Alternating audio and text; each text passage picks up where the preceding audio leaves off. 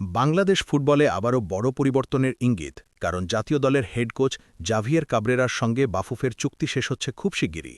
আর সেই সঙ্গে শুরু হয়েছে নতুন প্রশ্ন, বাংলাদেশ দলের পরবর্তী হেড কোচ কে হতে যাচ্ছেন। ফুটবল অঙ্গনে এখন জোর গুঞ্জন, কাবরেরার জায়গায় নতুন কোচ খুঁজছে বাংলাদেশ ফুটবল ফেডারেশন।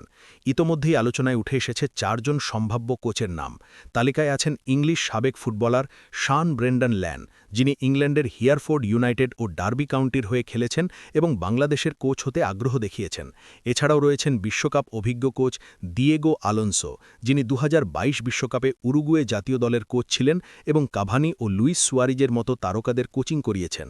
তৃতীয় নামটি স্প্যানিশ কোচ কিকো রামিরেজ, যিনি ইউরোপের বিভিন্ন ক্লাবে কাজ করার অভিজ্ঞতা নিয়ে বাংলাদেশের দায়িত্ব নিতে আগ্রহী। আর সবচেয়ে আলোচিত নাম আনোয়ার উদ্দিন, সাবেক ওয়েস্ট হ্যাম তারকা এবং ইংল্যান্ডের পেশাদার কোচ, যিনি হামজা চৌধুরীর শৈশবের কোচও ছিলেন। অনেকের মতে তাকে কোচ করা গেলে প্রবাসী বাংলাদেশি ফুটবলারদের জাতীয় দলে আনা সহজ হতে পারে। এখন প্রশ্ন একটাই, এই ৪ জনের মধ্যে কে হবেন বাংলাদেশের পরবর্তী হেড কোচ? আপনার মতে কে হওয়া উচিত? কমেন্ট করে জানাতে ভুলবেন না।